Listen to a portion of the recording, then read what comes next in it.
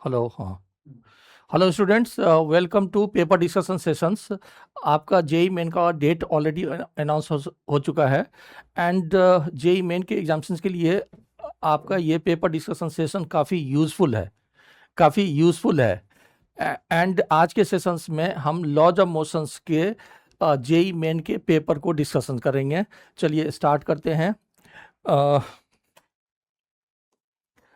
इसमें देखिए पहला क्वेश्चन का रहा है, a body of mass M is suspended by two string making angle theta 1 and theta 2 with the horizontal ceiling with tension T1 and T2 simultaneously. T1 and T2 are related by this equation. The angle theta 1 and theta r. यहाँ पर अगर देखें तो इस तरह का हम लोग कई सारे क्वेश्चंस इस ढंग का किए हैं। जैसे मान लीजिए आपका ये एक स्ट्रिंग है एंड ये दूसरी स्ट्रिंग है एंड ये थीटा 1 एंगल बना रहा है हॉरिजॉन्टल सीलिंग के साथ एंड ये थीटा 2 एंगल बना रहा है एंड यहाँ पर एक मास हैंग है एंड उसकी मास m लेने के लिए बोल रहा है एंड इस कॉर्ड में टेंशन की वैल्यू T1 है एंड इस कॉर्ड में टेंशन की वैल्यू T2 है। ये पॉइंट ऑफ कांटेक्ट से अवे लेते हैं एंड यूनिफॉर्म कॉर्ड में टेंशन की वैल्यू थ्रू आउट सेम होता है, ऐसा हम लोगों ने डिस्कस किया है। अब सबसे पहले ये इक्विलिब्रियम में है। तो इक्विलिब्रियम में जो हमारा कंडीशंस बन रहा है उसको निकाल लीजिए।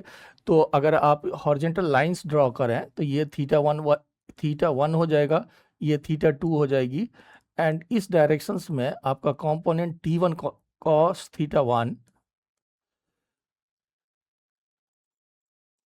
एंड इस डायरेक्शंस में T2 कॉस थीटा 2 एंड अगर अपवर्ड डायरेक्शंस में देखें तो T1 साइन थीटा 1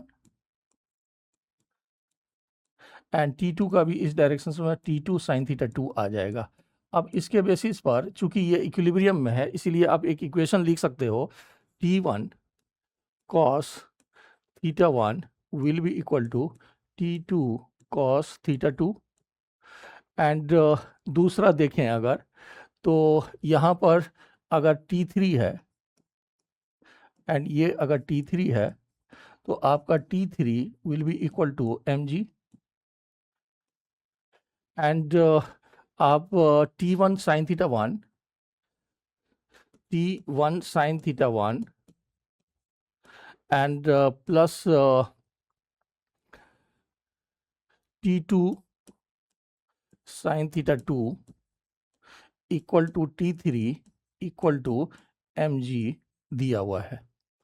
अब यहाँ पर देखेंगे अगर तो एक रिलेशंस और दिया हुआ है कि T1 equal to √3T2 and अगर आप देखेंगे तो हर एक में आपको T2 फाइंड करने के लिए बोल रहा है, तो आपको T1 को रिप्लेस करना चाहिए एंड एंगल नहीं दिया हुआ है तो आपको इसमें जो ऑप्शंस है उसी में से सेट करना पड़ेगा, दूसरा कोई उपाय नहीं है। तो यहाँ पर सबसे पहले T1 की वैल्यू √3T2 हम सेट कर देते हैं। तो T1 के वैल्यू को हमने √3T2 and sine theta 1 and plus T2 sine theta 2 equal to हम mg ले रहे हैं।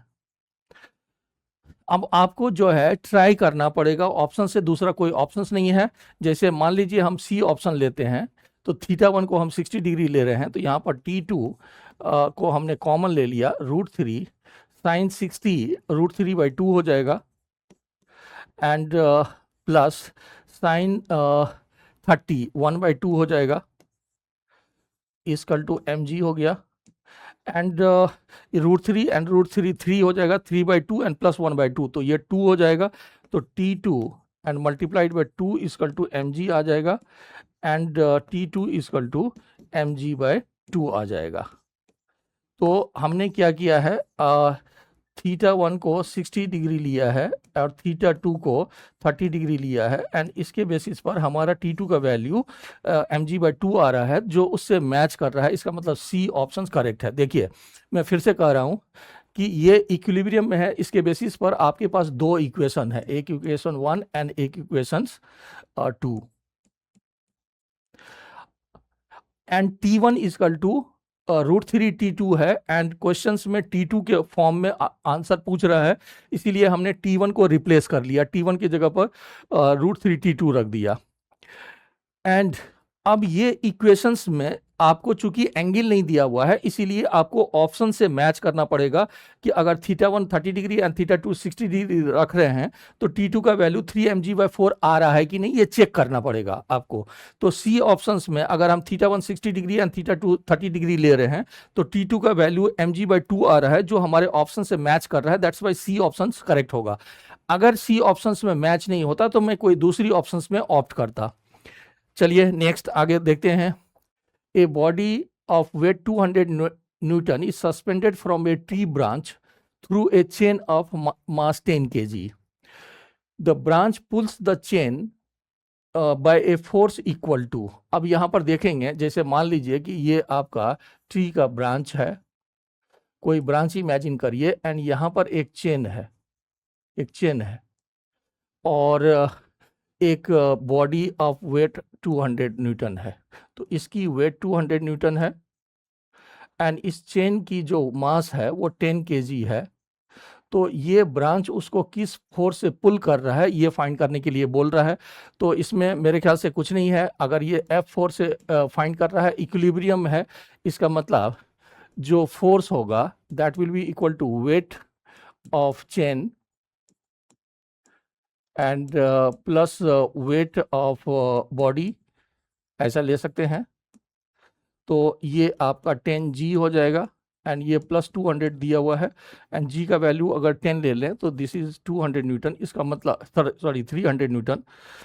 ये आपका टोटल आपका 300 न्यूटन आ जाएगा एंड इसका मतलब जो ब्रांच है वो चेन एंड ब्लॉक को इक्विलिब्रियम के लिए उतना ही फोर्स से ड्रॉ कर रहा है।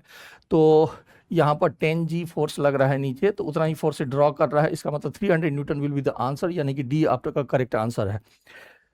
नेक्स्ट देखिए, as shown in the figure a 70 kg garden roller is pushed with a force of F equal to 200 Newton at an angle of 30 degree with the horizontal. The normal reactions on the roller is, अब यहाँ पर देखेंगे, अगर मैं इसी figure को use कर लेता हूँ, यहाँ पर 70g डाउनवर्ड डायरेक्शंस में लग रहा है, 70g।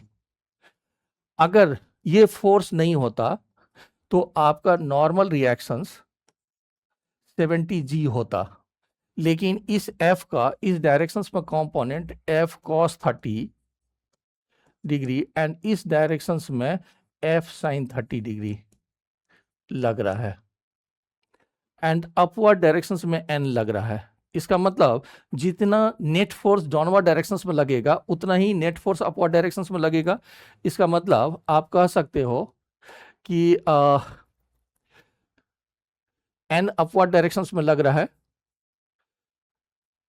तो n का वैल्यू यहाँ पर डायरेक्टली लिख सकते हैं 70g and plus F sin 30 degree.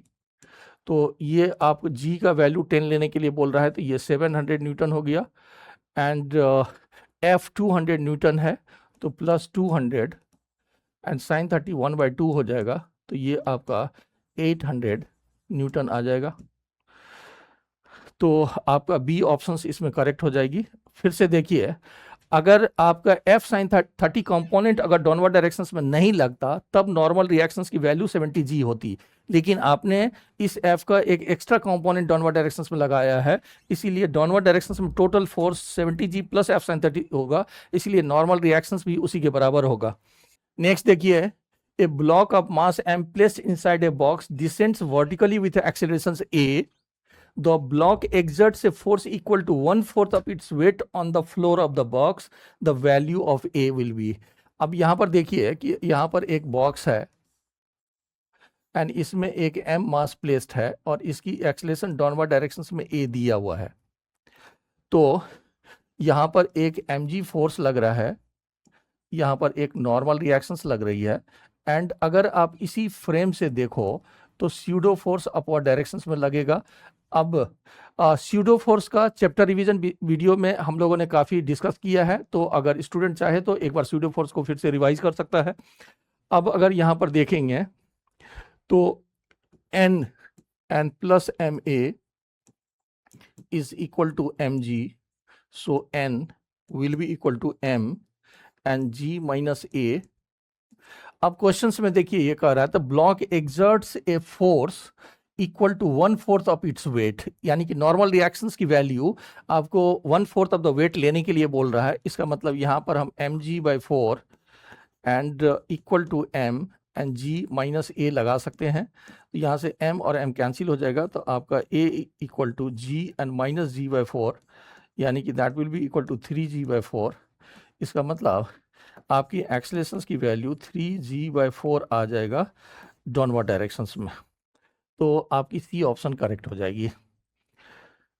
Next देखिए, in the arrangement shown in the figure A1, A2, A3 and A4 are the acceleration of the mass m1। m1 की acceleration A1 है, m2 की acceleration A2, m3 की A3 and m4 की acceleration A4 है। Which of the following relation is true for this arrangement? मैं student से request करूंगा कि वो कंस्टेंट रिलेशंस वाली वीडियो को जरूर देखे। अब यहाँ पर अगर देखेंगे तो आप कंसेप्ट लगा सकते हो कि work done by tensions, work done by tension is equal to 0। उसके बेसिस पर आप T dot a equal to 0 लगा सकते हैं। हमारा जो कॉर्ड है ये मासलेस है, एंड मासलेस बॉडी में आप काइनेटिक एनर्जी प्रोवाइड नहीं कर सकते हैं या उसमें कोई एनर्जी स्टोर नहीं कर सकते हैं। इसीलिए net work done by tension जो है उसको 0 लेकर के आप ये कंसेप्ट लगा सकते हैं कि T डॉट ए की वैल्यू 0 होगी। अब अगर देखें तो क्वेश्चंस में हम सभी की एक्सेलरेशंस को डाउनवर्ड डायरेक्शन में, मान लीजिए इसकी एक्सेलरेशन A1 है, इसकी एक्सेलरेशन A2 है एंड इसकी एक्सेलरेशन A3 है एंड इसकी एक्सेलरेशन A4 है। हमने सब की एक्सेलरेशंस को डाउनवर्ड डायरेक्शन में एज्यूम किया है। अब यहाँ पर सपोज करिए कि टेंशन T है, तो यहाँ पर भी टेंशन T होगा, सेम कॉर्ड है एंड पॉइंट ऑफ कांटेक्ट से अबे लिए, तो यहाँ पर आपका टेंशन 2T आ जाएगा। तो इस डायरेक्शंस में टेंशन 2T आ जाएगा, तो यहाँ पर टेंशन 4T आ जाएगा एंड यहाँ पर भी टेंशन 4T आ जाएगा, पॉइंट ऑफ कांटेक्ट से अवे, यहाँ पर भी पॉइंट ऑफ कांटेक्ट से अवे। अब हम कह रहे हैं कि work done by tension force is equal to 0। इसके बेसिस पर आप टेंशन एंड उसकी एक्सेलरेशन का डॉट प्रोडक्ट को 0 ले सकते हैं। तो इसके बेसिस पर अगर देखें तो ये A1 इस डायरेक्शन में है और इसकी 4T ऊपर है, तो हम लगा सकते हैं कि -4T A1। यहाँ पर देखिए एक्सेलरेशन की डायरेक्शन इधर है और T ऊपर है, तो उस दोनों का डॉट प्रोडक्ट लिखेंगे तो cos 180 यूज करेंगे तो आपको निगेटिव आ जाएगा उसके बेसिस पर। एंड दूसरा देखें अगर, तो यहाँ पर क्या लिखेंगे, -2TA2 minus TA3 and -TA4 equal to 0 लिख सकते हैं। तो यहाँ पर T कॉमन लेके हटा दें तो आपको -4A1 -2A2 and -A3 and -A4 equal to 0 हो जाएगा। तो इसको आप प्लस में भी लिख सकते हैं and +4A1 +2A2 and +A3 and +A4 equal to 0 हो जाएगा। तो आपका first option 4A1 +2A2 +A3 +A4 equal to 0, तो यहाँ फर्स्ट ऑप्शन आपकी करेक्ट हो जाएगी। मैं स्टूडेंट से रिक्वेस्ट करूंगा कि आप कांस्टेंट रिलेशंस पर हमारा एक सेपरेट वीडियो है, उस कांस्टेंट रिलेशंस के वीडियो को जरूर रिवाइज करिए। नेक्स्ट देखिए, A block of mass m is connected to another block of mass m by a spring of spring constant K.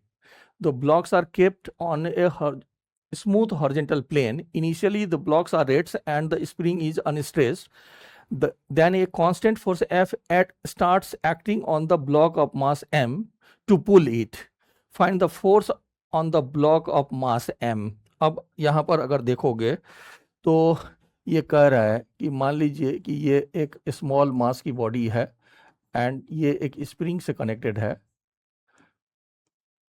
इसकी मास m है एंड ये स्मूथ सरफेस पर है, ये स्मूथ सरफेस पर है एंड अभी स्प्रिंग अनस्ट्रेच है, नॉर्मल कंडीशंस में है. अब ये कह रहा है then a constant force F starts acting on the block of mass M.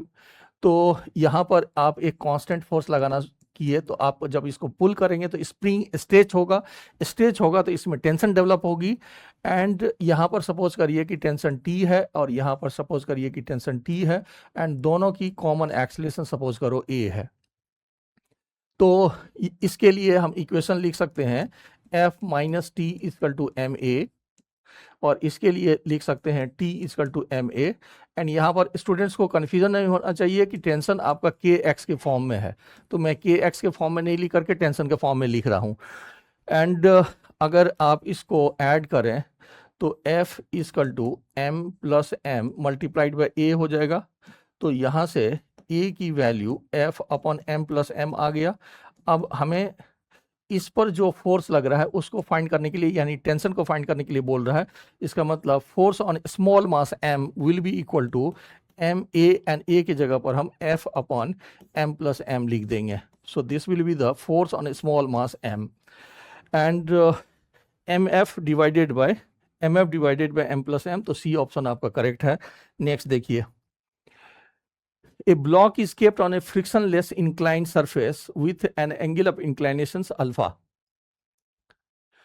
The incline is given an accelerations a to keep the block stationary, then a is equal to. अब यहाँ पर अगर देखोगे तो सेम टाइप की questions को हम लोगों ने चैप्टर वीडियो रिविजन्स में डिस्कस किया है.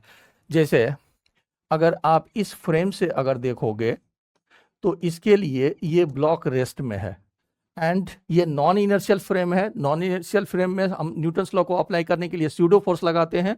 ये इस डायरेक्शंस में एक्सेलरेट कर रहा है. मान लीजिए इसकी मास m है तो इस डायरेक्शंस में एक स्यूडो फोर्स लगेगा ma, यहाँ पर एक फोर्स mg इस डायरेक्शंस में लग रहा है एंड यहाँ पर नॉर्मल रिएक्शंस इस डायरेक्शंस में लग रहा है एंड ये आपका एंगल अल्फा क्वेश्चंस में लेने के लिए बोल रहा है.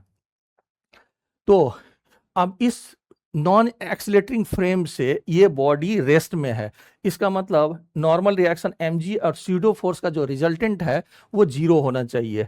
तो इस डायरेक्शंस में उसकी कंपोनेंट देखेंगे तो ये n sin अल्फा आ जाएगा एंड इस डायरेक्शंस में कंपोनेंट n cos अल्फा आएगा. इसको ग्राउंड फ्रेम से भी बना सकते हैं, लेकिन अगर आप स्यूडो फोर्स से इसको बनाते हैं तो वो और इजी पड़ेगा. तो यहाँ पर n sin अल्फा, यहाँ पर आपका n sin alpha is equal to ma and n cos alpha is equal to mg. दोनों को डिवाइड कर लीजिए तो 10 alpha will be equal to a by g, यानी कि एक्सेलरेशन की वैल्यू g 10 अल्फा आ जाएगा. तो a will be equal to g 10 alpha and आपका यहाँ पर डी ऑप्शंस करेक्ट हो जाएगा. एंड सिमिलर टाइप की क्वेश्चंस को हम लोगों ने क्लास रिवीजन वीडियो में किया है. चलिए नेक्स्ट देखते हैं. A block of mass m is pulled along a horizontal frictionless surface by a rope of mass m. If a force P is applied at the free end of the rope, the force exerted by the rope on the block is. अब यहाँ पर अगर देखें तो ये आपका एक block है. This is free to move on the smooth surface and ये सपोज करिए आपका रोप है. अब यहाँ पर हम एक फोर्स P लगा रहे हैं एंड इसकी मास m है और इसकी मास m है एंड दोनों कॉमन एक्सेलरेशन a से मूव कर रहा है. फ्रिक्शंस नहीं है, इसीलिए F equal to m plus m into a ऐसा लिख सकते हैं. अब क्वेश्चंस में देखो कि ये रोप उस ब्लॉक पर कितना फोर्स लगा रहा है, वो यहाँ पर कितना फोर्स है वो फाइंड करने के लिए बोल रहा है. तो अगर आप देखें, जैसे अगर हम इसको ब्रेक कर दें तो इस m पर सपोज करिए कि एक फोर्स लग रहा है T एंड इस रोप पर इस डायरेक्शंस में फोर्स लग रहा है T. एंड यहाँ पर फोर्स एफ है। तो आपके पास एक्सेलरेशन की वैल्यू आ गया है, इसके लिए लिखेंगे तो कॉमन एक्सेलरेशन है, इसीलिए आप T equal to M A directly लिख सकते हैं एंड एम एंड ए की वैल्यू को F upon M plus M लिख सकते हैं। इसीलिए force by rope on the block is equal to M F divided by M plus M. हमने क्या किया है, इस सिस्टम को ब्रेक कर दिया है थोड़ा एनालाइज करने के लिए। एक मास इधर है, एक मास है, और इस पॉइंट पर जो टेंशन है उसको लिख सकते हैं। आप इसके थ्रू से भी सॉल्व कर सकते हैं।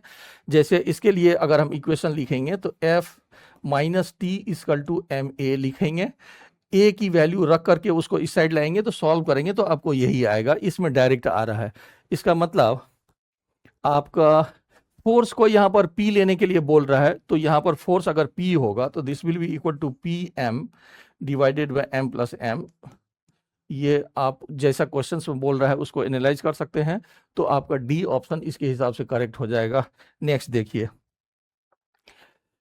ए lift is moving down with acceleration A man in the lift drops a ball inside the lift.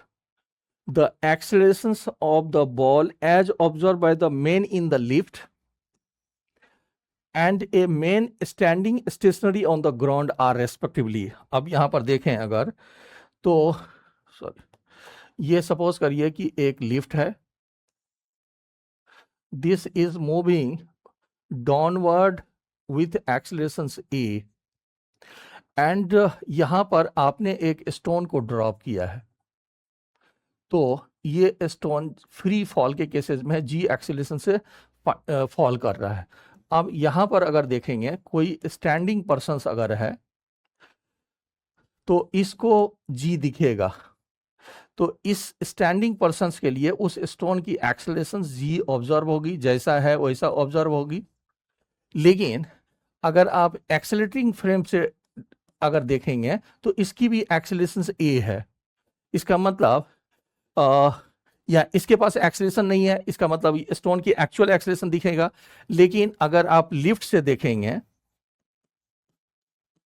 तो इसकी एक्सेलरेशन खुद ए है और वो जी एक्सेलरेशंस को ऑब्जर्व कर रहा है, तो जो रिलेटिव एक्सेलरेशंस होगा वो जी माइनस ए हो जाएगा।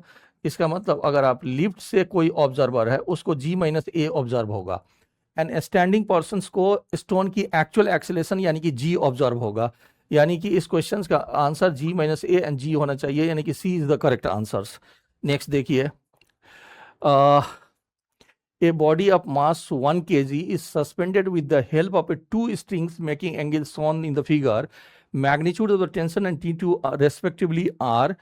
तो इसमें कुछ नहीं है, ये आपको नॉर्मल इक्विलिब्रियम वाला क्वेश्चंस है और इसमें ऐसा कुछ नहीं है।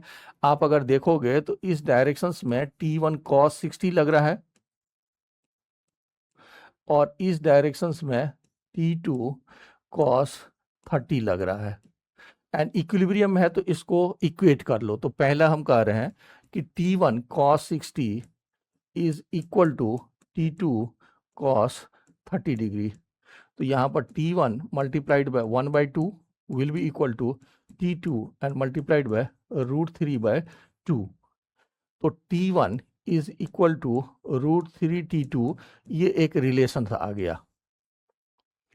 अब अगर अपवर्ड डायरेक्शंस में देखें तो इस डायरेक्शंस में दो फोर्स लग रहा है, एक T1 sin 60, इस डायरेक्शंस में लग रहा है T1 sin 60 एंड दूसरा लग रहा है T2 sin 30 एंड ये mg के बराबर है और मास 1 kg है। तो अगर हम दूसरा इक्वेशन लिखें तो आप दूसरे इक्वेशंस में लिख सकते हो T1 sin 60 and plus T2 sin 30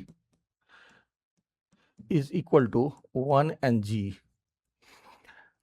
अब यहाँ पर T1 की वैल्यू √3T2 रख देते हैं, तो यहाँ पर √3T2 रख दिए, यहाँ पर √3/2 and plus T2 and divided by 2 equal to G। तो √3 एंड √3 मल्टीप्लाई करेंगे तो ये 3/2 एंड ये 1/2, तो ये 2T2 इक्वल टू आ गया G, तो T2 इक्वल टू आ गया G/2 ये आपको आ सकता है। तो एंड G10 लेने के लिए बोल रहा है, इसका मतलब T2 की वैल्यू 5 न्यूटन आ गया। तो अब 5 अगर देखेंगे तो दो ऑप्शंस में है, तो आपको T1 को भी फाइंड करना पड़ेगा। तो T1 को फाइंड कर दीजिए, तो ये 5√3 हो जाएगा। यही T2 की वैल्यू यहाँ पर 5 रख देंगे तो T1 5√3 आ जाएगा। इसका मतलब फर्स्ट ऑप्शन आपका करेक्ट हो जाएगा। नेक्स्ट क्वेश्चन देखिए। A square lamina OABC of length 10 centimetre is pivoted at O। आप यहाँ पर इस लैंग्वेज को पकड़िए कि आपको कह रहा है is pivoted at O। Forces acted at lamina shown in the figure, if lamina remains stationary then the magnitude of the F। अब यहाँ पर देखो कि O पॉइंट पर pivoted है, इसका मतलब अगर नेट फोर्स 0 नहीं भी है तो भी ये पाइवोट उसको बैलेंस करेगा। इसका मतलब लीनियर इक्विलिब्रियम के बेसिस पर ये क्वेश्चन सॉल्व नहीं होगा, क्योंकि अगर वो पाइवोटेड है और इस डायरेक्शन से मान लीजिए कुछ रिजल्टेंट फोर्स लग रहा है, तो ये पाइवोट उसको बैलेंस करेगा, पाइवोट उसको नलीफाई करने की कोशिश करेगा। इसीलिए लीनियर इक्विलिब्रियम की जगह पर आप रोटेशनल इक्विलिब्रियम की इमेजिनेशन करो, यानी कि रोटेशनल इक्विलिब्रियम में ओ पॉइंट के अबाउट नेट टॉर्क 0 होना चाहिए, ऐसा सोचिए आप। तो यहाँ पर अगर देखेंगे तो ये 10 न्यूटन इस ओ पॉइंट को इंटरसेक्ट कर रहा है और ये 10 न्यूटन इस ओ पॉइंट को इंटरसेक्ट कर रहा है, इसीलिए इसका एंड इसका टॉर्क अबाउट ओ 0 होगा। ये ऑलरेडी डिस्कस्ड है कि ये 10 न्यूटन इंटरसेक्ट कर रहा है, ये 10 न्यूटन इंटरसेक्ट कर रहा है, इसीलिए इस 10 न्यूटन और इस 10 न्यूटन का ओ पॉइंट के अबाउट टॉर्क 0 है। अब आपके पास दो 10 न्यूटन, एक तीसरा 10 न्यूटन एंड F4 फोर्स बच गया।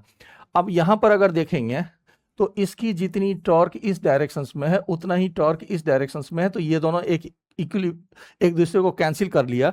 अगर उसकी लेंथ 10 सेंटीमीटर है तो इस फोर्स का टॉर्क 10 मल्टीप्लाइड बाय 10 होगा और इसका भी 10 मल्टीप्लाइड बाय 10 होगा ओ पॉइंट के लिए।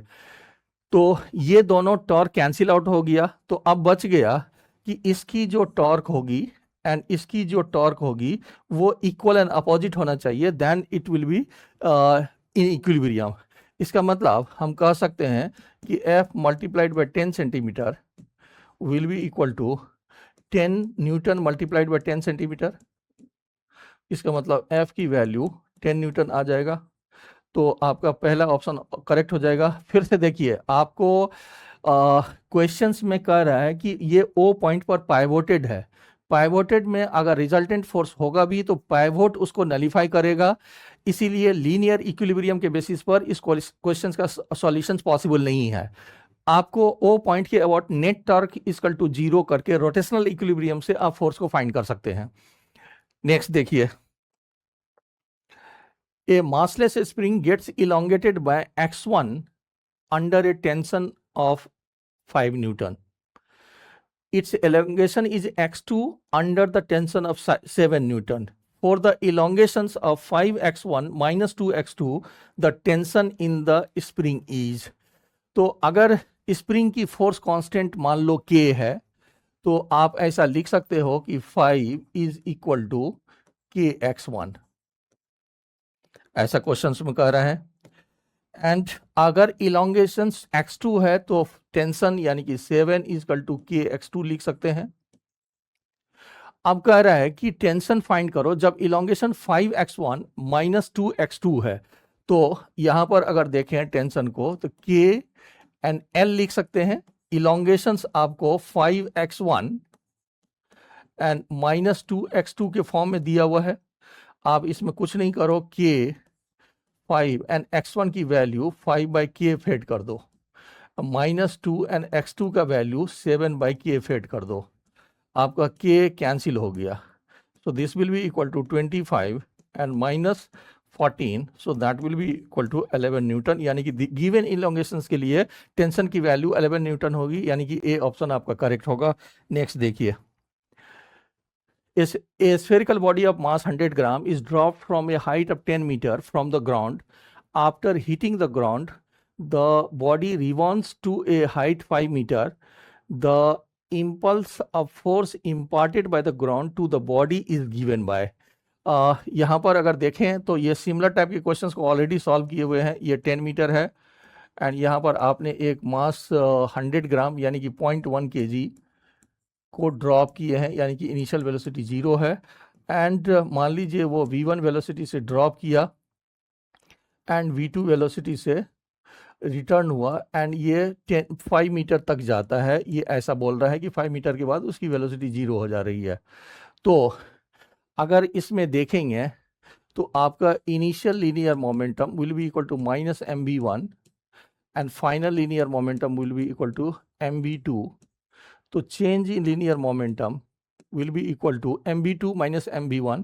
तो m कॉमन ले लें तो ये v1 प्लस v2 आ जाएगा एंड आप v दोनों में से कोई एक जीरो है तो v square minus U square equal to 2s के बेसिस पर v1 को आप 2z एंड मल्टीप्लाइड बाय 10 का अंडर रूट लिख सकते हैं एंड v2 की value 2z and multiplied bye 5 का अंडर रूट लिख सकते हैं। तो ये आपका 10√2 हो गया एंड चाहो तो इसको 14 लिख सकते हो एंड ये आपका 10 आ गया। तो इसके बेसिस पर अगर देखें तो that will be equal to 0.1 and multiplied by v1। v1 is 14 and plus 10 तो 24 एंड मल्टीप्लाइड बाय 0.1 तो ये 2.4 kg मीटर पर सेकेंड्स आ जा रहा है and that change in linear momentum itself is impulse that will equal to 2.4 kg metre per seconds. तो आपका 2.39 ये ऑप्शंस डी हमारा करेक्ट हो जाएगा उसके बेसिस पर। नेक्स्ट देखिए, three forces F1 is equal to 10 Newton, F2 is equal to 8 Newton, F3 is equal to 6 Newton are acting on a particle of mass 5 kg. The force F2 and F3 are applied perpendicularly so that the particle remains at rest. If the force F1 is removed, then the acceleration of the particle is यहाँ पर कुछ नहीं है। आप अगर देखें ये एक 5 kg का बॉडी है and F2 and F3 perpendicular है, यानी कि इस डायरेक्शंस में एक फोर्स लग रहा है 8 न्यूटन और इस डायरेक्शंस में एक फोर्स लग रहा है 6 न्यूटन एंड इस दोनों का रिजल्टेंट अगर देखें तो 8 स्क्वायर एंड प्लस 6 स्क्वायर का अंडर रूट यानी कि 10 न्यूटन इस डायरेक्शंस में लग रहा है and particle remains at rest. इसका मतलब F1 इस डायरेक्शंस में लग रहा है और F1 की मैग्नीट्यूड 10 न्यूटन है। 6 न्यूटन और 8 न्यूटन परपेंडिकुलरली लग रहा है, उसकी रिजल्टेंट 10 न्यूटन है एंड F1 अगर उसके अपोजिट डायरेक्शंस में होगा तो इस पर नेट फोर्स 0 होगा, बॉडी रेस्ट में हो जाएगा।